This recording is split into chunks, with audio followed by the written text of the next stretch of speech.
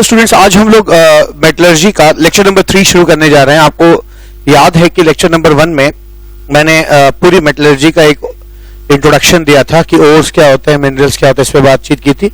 Second lecture में मैंने आपको मेटलर्जी का पूरा ओवरव्यू दिया था कि कितने स्टेप्स होते हैं, है ना, कौन कौन से स्टेप्स होते हैं, और उस पर बातचीत की थी। और इस लेक्चर में अब उन स्टेप्स को हम लोग एलॉबरेट करेंगे जो मेटलर्जी के, है ना, मेन केसेस होते हैं। ठीक है, तो मैं यहां पे शुरू कर रहा हूं लेक्चर 3। अब स्टेप्स इन्वॉल्व्ड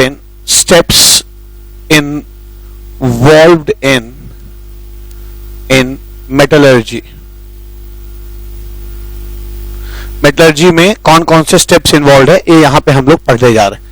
तो पहला स्टेप नंबर 1 जो होता है वो आपका है क्रशिंग एंड ग्राइंडिंग।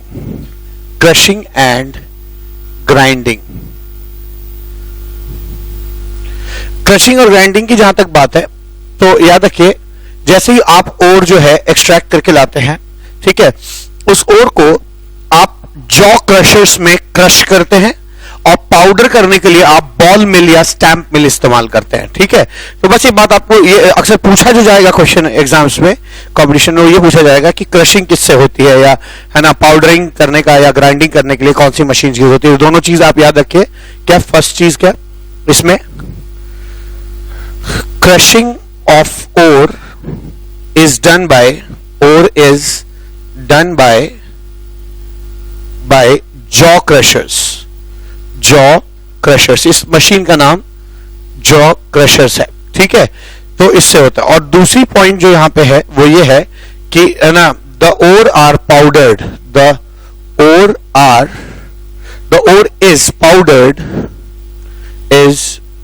पाउडर्ड यानी ग्राइंड किया जाता है, ग्राइंडेड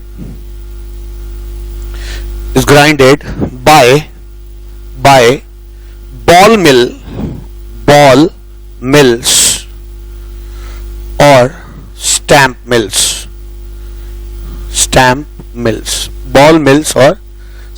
तो यहां पे जो याद रखने वाली बात यह है कि जॉ क्रशर से क्रश होता है और ग्राइंडिंग जो है वो बॉल मिल या स्टैंप मिल से होती है।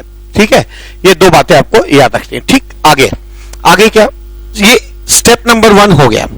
अब स्टेप नंबर 2 है, इसमें ओर का हम कंसंट्रेशन करते हैं। ठीक है ना, तो कॉन्सेंट्रेशन ऑफ ओर इस स्टेप का नाम हो जाएगा, कॉन्सेंट्रेशन ऑफ ओर्स, या आप इसको, है ना, बेनिफिकेशन ऑफ ओर भी कहते हैं। इसको कई बार, है ना, ड्रेसिंग ऑफ ओर्स भी कहा जाता है,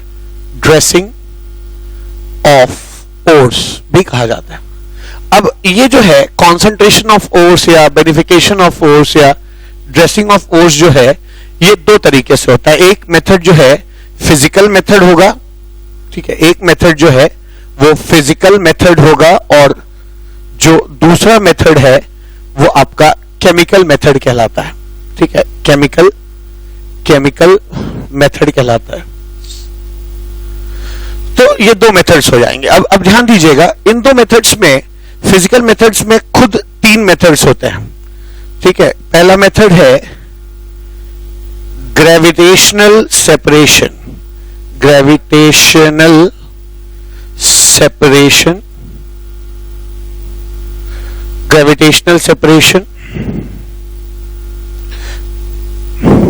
दूसरा है, ठीक है, तो पहला मेथड क्या हो जाएगा आपका, ग्रेविटेशनल सेपरेशन हो जाएगा। दूसरा मेथड है मैग्नेटिक सेपरेशन। ठीक है ना, मैग्नेटिक सेपरेशन। तीसरा मेथड है फ्रोथ फ्लोटेशन।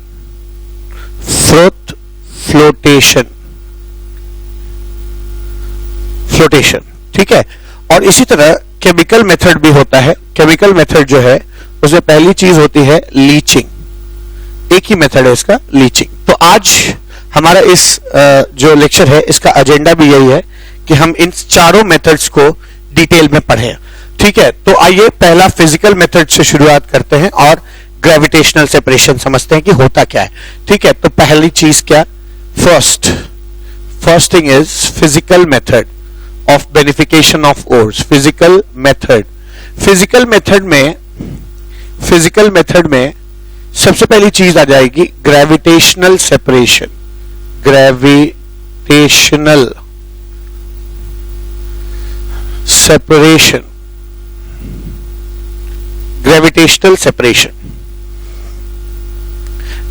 सेपरेशन जो होता है ना, इसमें क्या होता है कि ये मेथड तब इस्तेमाल किया जाता है जब आपका ओर जो है वो भारी हो और उसकी इंप्योरिटीज हल्की हो. ध्यान दीजिएगा, ठीक है. तो मैं कहता हूं ग्रेविटेशनल मेथड या gravitational separation is used when the ore is heavy and has light impurities, जिसकी impurities light है. एक बात. दूसरी बात यह है कि इसको दो जो इंस्ट्रूमेंट्स हैं उनसे चीजें की जाती हैं, ठीक है. एक हाइड्रोलिक, जो इंस्ट्रूमेंट यूज होते हैं ग्रेविटेशनल सेपरेशन में, वो हाइड्रोलिक क्लासिफायर होता है और दूसरा होता है विल्फ्री टेबल, ठीक है. तो मैं लिख सकता हूं the instruments used in gravitational separation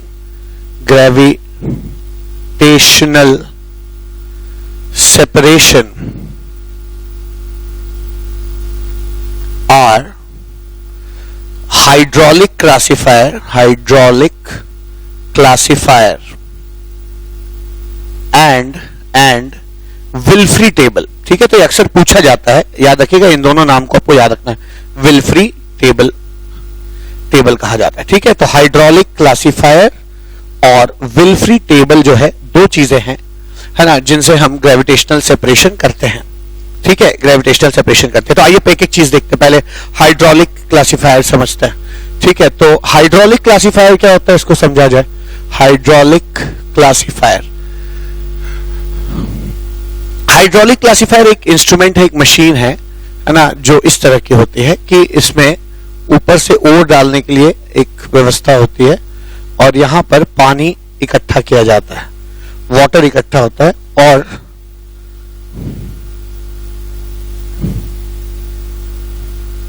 ऐसा कुछ.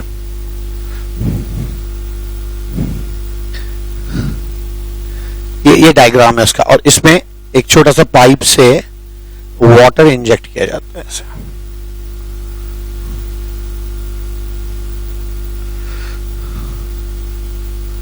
ऐसे वाटर इंजेक्ट किया जाता है इसमें. अब वाटर इंजेक्ट जो होता है तो यहां से वाटर अंदर आता है और ये वाटर यहां से होते हुए यहां से वाटर निकलता है, ठीक है. वाटर यहां से, है ना, निकलता है और ध्यान रखिए कि ये पूरी चीज जो है पानी से भरी होती है. ऊपर से हम ओर डालते हैं, ठीक है. ओर भी होता है और साथ साथ इसमें इंप्यूरिटी भी होती है. अब ये ओर और इंप्यूरिटी ऊपर से डाले जाते हैं, इसमें आकर नीचे जो है सेटल कर जाते हैं. यहां पे नीचे सेटल करने लगते हैं, यहां नीचे आके सेटल हो जाते हैं और ओर को आप यहां से निकाल सकते हैं. यहां से ओर निकाला जाता है, ठीक है. जबकि यहां पे ओर और इंप्यूरिटी यहां पे इंजेक्ट की जाती है, डाली जाती है. ओर प्लस इंप्यूरिटी, ठीक है. और यहां से ओर बाहर निकलता है. यहां से हम वाटर इंजेक्ट करते हैं. अब इस पानी पूरा भरा हुआ है, जैसे जैसे ओर इसमें गिरता जाता है, ओर की इंप्यूरिटीज पानी में से धुल के उधुला हुआ ओर यहां पे इकट्ठा होता है, जिसको हम यहां से निकाल लेते हैं. और यहां से, है ना, हमें जो है वाटर निकलता है. वाटर जो हम इंजेक्ट करते हैं उसमें इंप्यूरिटी घुली होती है. इंप्यूरिटी जो है ना, वो खुली होती है. तो ये हाइड्रोलिक क्लासिफायर है कि हम इसमें से ओर डाल रहे हैं. ओर भारी है, मैंने अभी कहा ना, ये वहां इस्तेमाल होता है जहां हैवी होता है ore. Ore is heavy and impurities are light. तो यहाँ पे लाइट इंप्यूरिटीज जो है ऊपर तैरने लगती हैं, वो यहां से निकल जाती हैं और सारे ओर जो हैं वो नीचे जाके सेटल हो जाते हैं, जो ओर यहां से निकल जाता है, ठीक है. जबकि वाटर जो है वो यहां से इंजेक्ट किया जाता है ताकि इसमें हमेशा पानी आता रहता है और पानी जाता रहता है और इंप्यूरिटीज बहकर बाहर जाती है क्योंकि वो हल्के हैं. भारी ओर यहां से निकाल लेते हैं. तो ये आपका हाइड्रोलिक क्लासिफायर हो गया. अब बात होती है कि विल्फ्री टेबल की, ठीक है. विल्फ्री टेबल की बात करें तो विल्फी टेबल में जो है ना, विल्फी टेबल को मैं यहां पे एक्सप्लेन करने की कोशिश कर रहा हूं। ठीक है, विल्फी टेबल में होता क्या है कि ये सेकंड स्टेप में विल्फी टेबल यहां लिख रहा हूं। विल्फी टेबल एक तरह का स्लैंट टेबल है, इंक्लाइंड टेबल होता है, और इसमें छोटे छोटे ऐसे इसका डिजाइन ऐसा होता है कि कुछ इस तरह का। तो नेक्स्ट चीज है, यहां पे मैंने पहली चीज जो बताई वो है ना हाइड्रोलिक क्लासिफायर। ध्यान दीजिएगा, हाइड्रोलिक क्लासिफायर से हम ग्रेविटेशनल सेपरेशन करते हैं। और सेकंड चीज जो हो जाएगी यहां पे वो है विल्फ्री टेबल। सेकंड चीज जो हो जाएगी वो है विल्फ्री टेबल। विल्फ्री टेबल जो होता है वो कुछ इस तरह का हो जाएगा कि एक टेबल है और इसमें ऐसे ग्रूव्स बने होते हैं।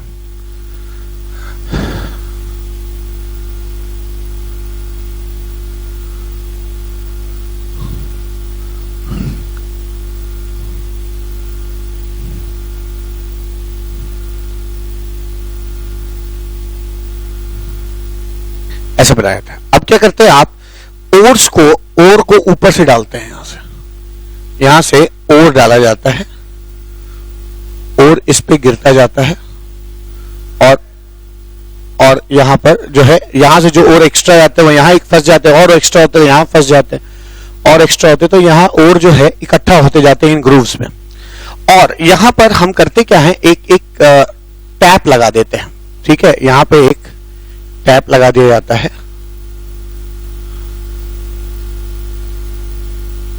यहां पे टैप जो है, टैप से पानी गिरता रहता है। अब ये जो वाटर जो गिर रहा है, ऊपर से ये भी गिर रहा है, पानी भी गिर रहा है, तो पानी जो है वो ऐसे बहते हुए ऐसे बहते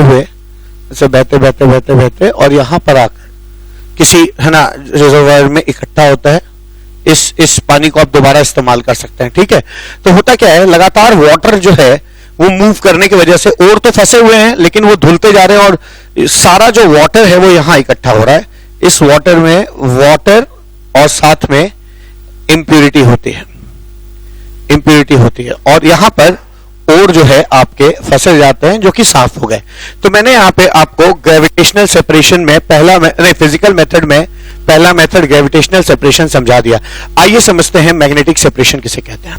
दूसरा मेथड जो फिजिकल मेथड है वो है सेपरेशन का, वो है मैग्नेटिक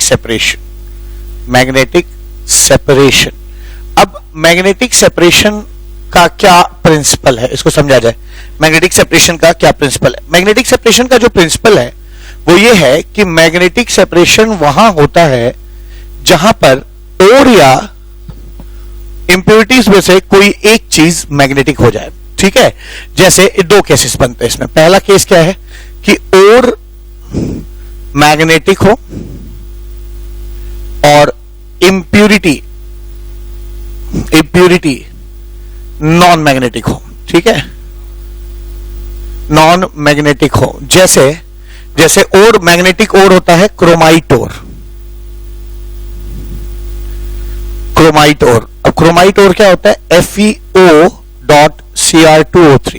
ठीक है, तो क्रोमाइट और जो होता है वो आपका मैग्नेटिक होता है, और इसकी इंप्योरिटी जो होती है वो सिलिकस इंप्योरिटी, बालू को सिलिकस इंप्योरिटी कहते हैं। सिलिकस इंप्योरिटी जो है वो नॉन मैग्नेटिक हो जाती है। ठीक है, तो ये जो है ये चीज पहली चीज हो गई। ठीक है ना, कि तो यहां पे मैग्नेटिक सेपरेशन यूज होगा।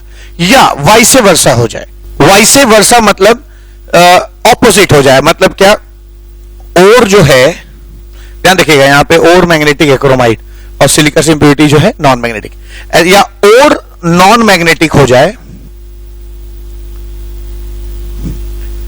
और इसकी जो इंप्योरिटी है, इंप्योरिटी वो मैग्नेटिक हो जाए, तब भी ये मेथड इस्तेमाल होता है। ठीक है, मैग्नेटिक हो जाए तब भी ये मेथड इस्तेमाल होता है। तो और नॉन मैग्नेटिक और इंप्योरिटी मैग्नेटिक हो जाए, जैसे कैसिटराइड SnO2। ठीक है, कैसेटेराइड जो है वो एक नॉन मैग्नेटिक इंप्योरिटी है। और मैग्नेटिक इंप्योरिटी का मतलब यहां पे वुल्फ्रामाइड, इसमें अगर वुल्फ्रामाइड अक्सर कैसेटराइट में वुल्फ्रामाइड पाया जाता है इंप्योरिटी के रूप में। वुल्फ्रामाइड जो होता है वो बेसिकली आयरन और मैंगनीज टंगस्टेट होता है, FeWO4 प्लस MnWO4। तो इन बातों को आपको याद रखना है, ठीक है। तो इन दो केसेस में, चाहे ओर मैग्नेटिक हो, इंप्योरिटी नॉन मैग्नेटिक हो, या ओर नॉन मैग्नेटिक हो और इंप्योरिटी मैग्नेटिक हो, इन दोनों केसेस में हम लोग जो है मैग्नेटिक सेपरेशन यूज करते हैं। अब मैग्नेटिक सेपरेशन होता कैसे है? तो बड़ा सिंपल मेथड है। एक कन्वेयर बेल्ट ले लीजिए, आप एक कन्वेयर बेल्ट ले लीजिए और उसका एक ड्रम मैग्नेटिक कर दीजिए। ये मैग्नेटिक ड्रम है, ठीक है। तो एक ड्रम जो है मैग्नेटिक कर दीजिए। This is magnetic drum. ये इसमें लिखने की जरूरत नहीं, ये मैग्नेटिक ड्रम है और ये मैग्नेटिक ड्रम है और ये रोल करता है ऐसे, ठीक है। और ये नॉन मैग्नेटिक है, ठीक है। दिस इज नॉन मैग्नेटिक, ये नॉन मैग्नेटिक ड्रम है, ये भी रोल कर रहा है। अब करते क्या है, यहां आप एक कन्वेयर बेल्ट से आप ओर को डालना शुरू करिए। ये ओर है और प्लस इंप्योरिटी इसमें है। ध्यान रखिएगा कि इंप्योरिटी और ओर में से कोई एक चीज मैग्नेटिक होगी, ठीक है। अब ये जैसे इस पे गिरेगा, ये इस पे चिपकेगा नहीं, इस कन्वेयर बेल्ट पे गिरता जाएगा। कन्वेयर बेल्ट मूव कर रहा है ऐसे और ऐसे, ठीक है। ये आएगा और होगा क्या, जैसे ही ये जो इंप्योरिटी और ओर का मिक्सचर है, जितने भी मैग्नेटिक चीजें होंगी वो इससे चिपकी रहेंगी और चिपक कर यहां तक आएंगी, और जैसे ही ये मैग्नेटिक फील्ड खत्म होगी, ये यहां पर आकर इकट्ठा हो जाएगी, ठीक है। यहां पे आके इकट्ठा होने लगेगी और इसमें जितनी भी इंप्योरिटी है वो आपकी, है ना, जो इंप्योरिटी है वो आपकी इधर आकर इकट्ठा होने लगेगी। ये नॉन मैग्नेटिक इंप्योरिटी है। नॉन मैग्नेटिक इंप्योरिटी यहां जाएगी, तो जितनी मैग्नेटिक है वो चिपकी रहेगी तो इधर आ जाएगी, और जितनी नॉन मैग्नेटिक है वो उधर जाकर इकट्ठा हो जाएगी, ठीक है ना, इकट्ठा हो जाएगी यहां पे। तो ध्यान रखिए, ऐसे दो सेपरेशन तो हो गया। सेपरेशन, इंप्योरिटी अलग हो गई। जैसे ये और, अगर ये और है तो मैग्नेटिक होगा, यहां पे अगर और इकट्ठा हो रहा है तो मैग्नेटिक और इकट्ठा होगा। मतलब अगर आप यहां पर, है ना, आप ये और डालिए क्रोमाइट और, तो क्रोमाइट और इंप्योरिटी के साथ अगर डालेंगे तो क्रोमाइट और यहां मिलेगा और इंप्योरिटी यहां मिलेगी, ठीक है। यहां पर आपको इंप्योरिटी मिलेगी, इंप्योरिटी नॉन मैग्नेटिक इंप्योरिटी मिलेगी, ठीक है, ठीक है ना, नॉन मैग्नेटिक इंप्योरिटी मिलेगी। और अगर ये वाला केस होता है कि और नॉन मैग्नेटिक है और इंप्योरिटी मैग्नेटिक है, वुल्फ्रामाइड, तो यहां पर आपको इंप्योरिटी अगर मिलेगी तो वो इंप्योरिटी वुल्फ्रामाइड होगी, यानी, है ना, मैग्नेटिक होगी। तो कोई भी मैग्नेटिक चीज यहां मिलेगी, चाहे और हो चाहे, है ना, इंप्योरिटी। और यहां पर आपको और मिले चाहे इंप्योरिटी मिले, जो मिलेगा वो नॉन मैग्नेटिक होगा, ठीक है, मैग्नेटिक होगा, ठीक है। इंप्योरिटी को हम लोग गैंग या मैट्रिक्स भी कह सकते हैं, ठीक है। नॉन मैग्नेटिक गैंग, या इसको मैं यहां लिख दे रहा हूं, इसको आप गैंग या GANG गैंग, या, है ना, मैट्रिक्स भी कहते हैं। तो ये आपका मैग्नेटिक सेपरेशन मेथड हो गया, ठीक है। मैग्नेटिक सेपरेशन से चीजें ऐसे सेपरेट होती हैं, ठीक है। अच्छा, ये मैग्नेटिक सेपरेशन हो गया। अब मैग्नेटिक सेपरेशन फिजिकल मेथड था। दूसरा फिजिकल मेथड है फ्रोथ फ्लोटेशन, ठीक है। तो तीसरा नेक्स्ट मेथड है फ्रोथ फ्लोटेशन। तो पहला जो मेथड था वो मैंने बताया, वो ग्रेविटेशनल मेथड था। ग्रेविटेशनल मेथड में दो मेथड होते हैं, हाइड्रोलिक वॉशिंग, हाइड्रोलिक क्लासिफायर और विल्फ्री टेबल से हम वॉशिंग करते हैं, साफ सुथरा करते हैं।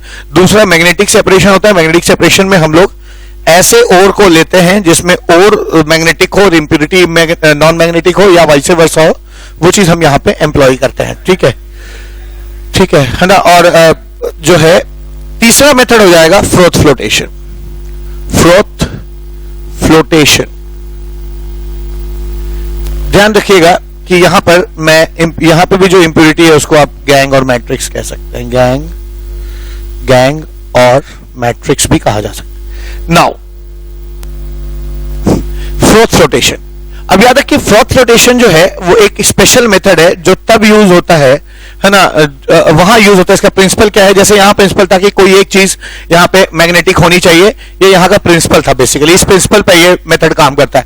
ठीक है, ऐसे फ्रोथ फ्लोटेशन वो मेथड है जिसमें और जो है वो ऑयल में चिपक जाता हो, ऑयल से वेटेबिलिटी हो उसकी, और जो उसके गैंग या मैट्रिक्स है वो वाटर में से वेट होता हो, है ना, भीगता हो, तो वहां पे यूज करते हैं। जैसे क्या है, फ्रोथ फ्लोटेशन का प्रिंसिपल क्या है कि दिस मेथड इज एम्प्लॉयड, है ना, this method is used when ore is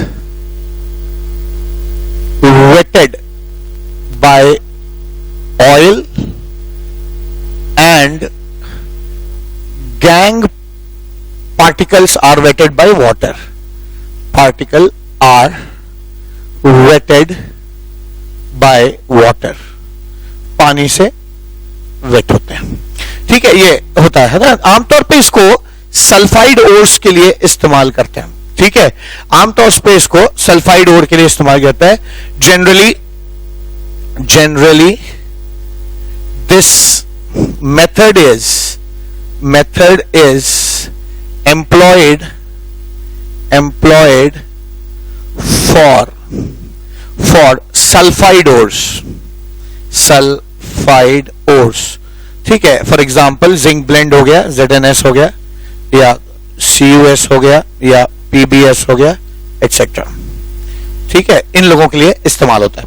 अब इस मेथड में होता क्या है, होता यह है कि हम एक बर्तन ले लेते हैं। ठीक है, एक हम बर्तन ले लेते हैं और बड़ा सा एक कंटेनर ले लेते हैं, और इसमें हम ओर के साथ पाइन ऑयल डालते हैं। यहां से हम ओर डालते हैं, ओर प्लस ऑयल। ठीक है, ऑयल डालते हैं। ओर क्या करता है, ऑयल क्या करता है, मैं बताऊंगा आपको। ठीक है, और इसको एजिटेट करते हैं, एक मथते हैं, है ना, ऐसे ऐसे जैसे दही मथा जाता है ऐसे इसको मथते हैं, और यहां पर, है ना, झाग बनता है। आप जानते हैं कि ये जो ओर है ये ऑयल से बने हुए झाग में चिपकता है। इसकी वेटेबिलिटी जो है, वेटेबिलिटी है वेटेड बाय ऑयल। ठीक है, तो जो ओर पार्टिकल्स हैं वो इसमें चिपक जाते हैं। ठीक है, यहां पे ओर चिपक जाता है। ये जो पार्टिकल्स हैं ये ओर हैं, this is ore and this is froth, झाग है ये, फ्रॉथ। ठीक है, फ्रॉथ हो जाता है, और जितनी भी इंप्यूरिटी है वो इसी में रह जाती है। ठीक है, ये सब जो है यहां जो रह गया वो पानी में चिपकने की टेंडेंसी इंप्यूरिटी की ज्यादा होती है।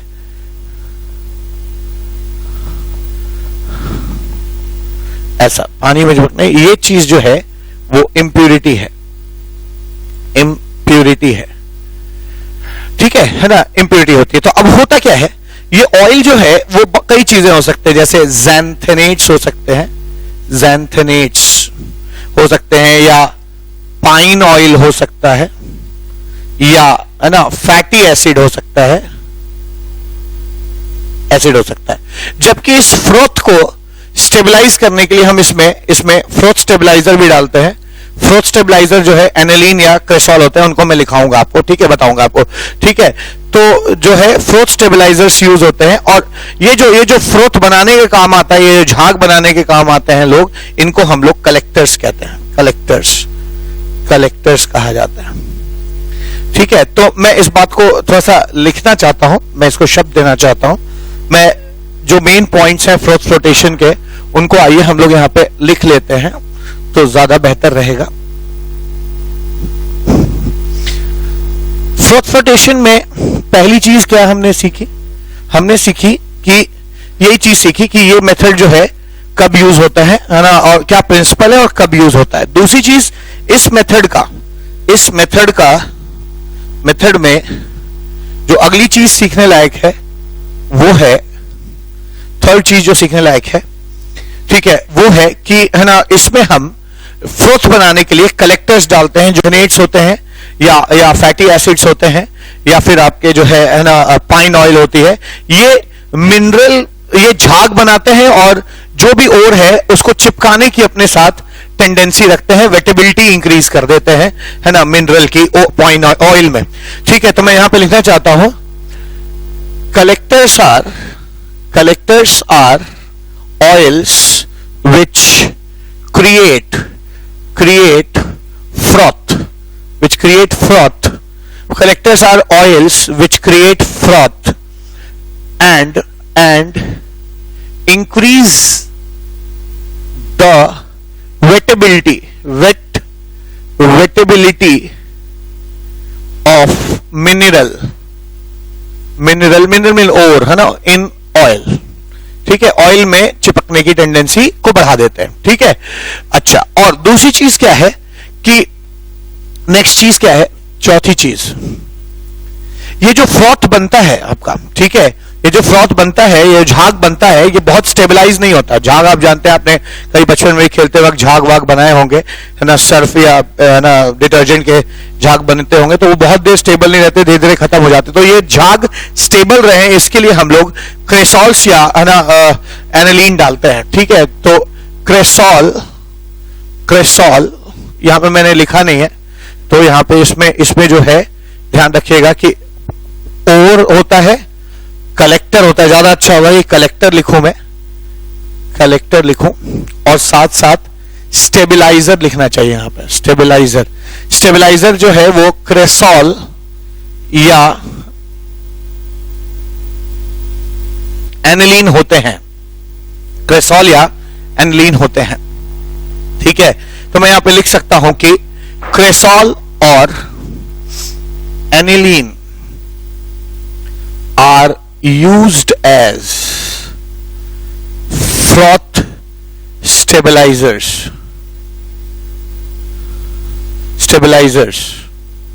ठीक है। तो फ्रॉथ स्टेबलाइजर्स की तरह यूज होते हैं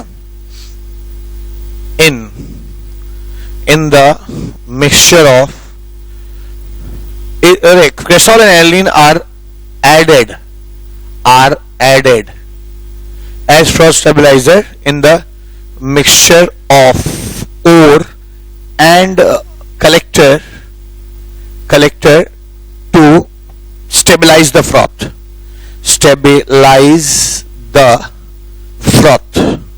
फ्रॉथ को स्टेबलाइज करने के काम आता है। कई बार ऐसा भी होता है कि हम लोग जो है उसमें जो ओर है उसमें दो तरह के सल्फाइड मौजूद हो। कई बार ऐसा हो जाता है कि दो तरह के सल्फाइड मौजूद होते हैं, तो आप क्या चाहते हैं कि कोई एक ही सल्फाइड जो है वो पहले फ्लोटेशन से अलग हो, ठीक है, और फिर दूसरा सल्फाइड जो है अलग हो, ठीक है। तो ऐसे केस में एक सल्फाइड के एक्शन को सप्रेस करने के लिए जो चीज डाली जाती है उसको हम लोग डिप्रेसेंट कहते हैं, ठीक है। तो नेक्स्ट चीज क्या है कि कई बार इसमें जब भी ऐसा और होता है जिसमें एक से ज्यादा सल्फाइड हो, ठीक है, तो अब जैसे जिंक सल्फाइड या लेड सल्फाइड दोनों एक साथ पाए जाते हैं, तो जिंक सल्फाइड और लेड सल्फाइड जो है, अगर आप चाहते हैं कि दोनों में से कोई एक ही फ्रॉथ में एब्जॉर्ब हो, ठीक है, तो आप जो है ना ये मेथड इस्तेमाल करते हैं, ठीक है। क्या, तो मैं लिख सकता हूं कि है ना समटाइम्स और contain more than one sulfide, then depressant, मैं इसको समझाऊंगा अभी स्कीमेटिक डायग्राम बना के, depressant are added to suppress